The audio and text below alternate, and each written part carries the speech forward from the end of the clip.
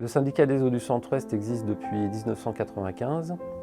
Il dessert 40 000 habitants dans une région qui va du nord de Niort au début de la Gâtine. Environ 20 000 habitants en distribution sur 16 communes qui vont de Coulonges-sur-Lotise au nord jusqu'à Siec et Chiré au sud.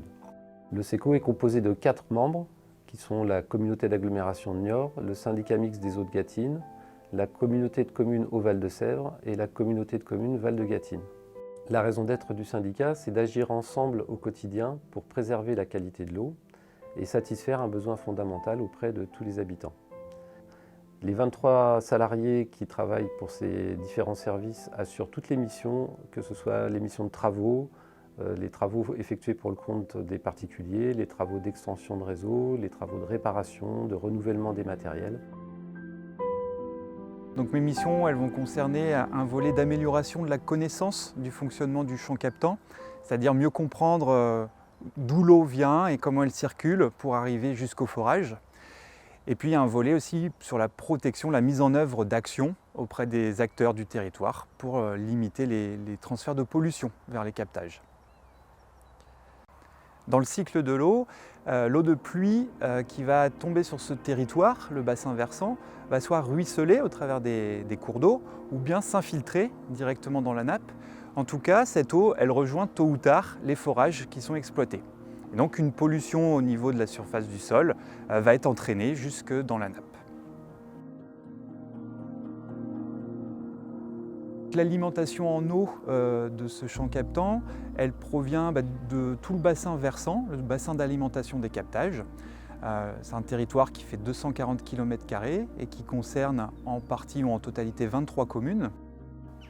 On cherche à mieux comprendre les relations qui peuvent exister entre la rivière, la Sèvre niortaise et la nappe. Alors on mène une série d'investigations sur le terrain pour mieux comprendre tous ces phénomènes de circulation d'eau. Notamment, on suit les niveaux de façon très précise, les niveaux d'eau de la nappe. On s'intéresse aussi au débit de la rivière et à son niveau. On a mené une campagne de traçage au mois de mai. Et puis on a confié à un bureau d'études l'interprétation des données. La finalité, c'est que l'hydrogéologue agréé révise les périmètres de protection. Alors cette démarche, elle sert à mieux protéger la ressource à l'avenir.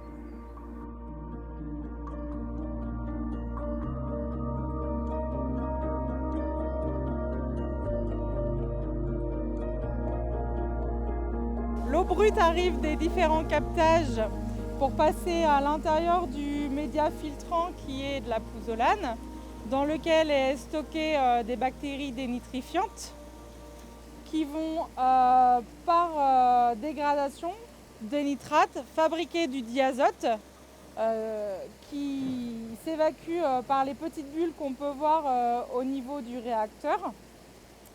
Dans ce procédé, les bactéries absorbent l'oxygène, ce qui fait que par différentes cascades derrière, on réoxygène l'eau avant qu'elle aille passer sur les filtres à charbon qui absorberont les pesticides. Donc ici, on a 2 analyseurs en ligne qui analysent nitrate et nitrite en permanence sur les 3 réacteurs. Afin d'être sûr qu'on délivre de l'eau de qualité, on a un petit laboratoire pour effectuer les premières analyses physico-chimiques. Donc une fois par semaine, on contrôle nitrate, nitrite, pH, conductivité, température, enfin tout un tas de paramètres directement au laboratoire de l'usine. Après tout ce qui est analyse bactériologique ou recherche pesticides, on fait sous-traiter un laboratoire parce qu'actuellement on n'a pas la possibilité de le faire sur place. Donc moi et mon équipe, on a pour mission de transporter l'eau de la sortie de l'usine de Beaulieu jusqu'au robinet des abonnés dans leur domicile. Nos 2 grosses missions, donc, c'est de transporter l'eau en quantité, en qualité, en permanence évidemment, et aussi de répondre à leurs demandes. Tout ce qui est branchement neuf, pose de compteur et toutes les interventions qu'on peut avoir effectuées sur leur compteur. En quelques chiffres, on a donc 500 km de réseau Pour faire la différence, on a 90 km de transport pour livrer les communes et après on a donc 420 km de réseau de distribution. Tout ça pour alimenter un parc d'environ 10 000 compteurs. On réunit tout ça pour transporter donc environ une moyenne de 7 000 – 7 500 m3 par jour. Donc une fois que l'eau elle est stockée en haut du château d'eau, donc elle va s'écouler gravitairement vers les compteurs d'abonnés. Donc généralement ces châteaux d'eau on les trouve sur des points hauts et en plus de la hauteur de l'ouvrage, c'est ce qui va donner la pression dans les tuyaux et au niveau des robinets, des compteurs, au niveau des abonnés.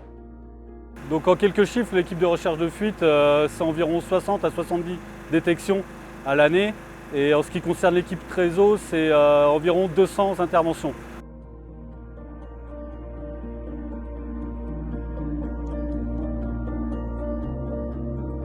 L'eau qui est captée au niveau de nos forages, elle est sujette à des pollutions, nitrates et pesticides.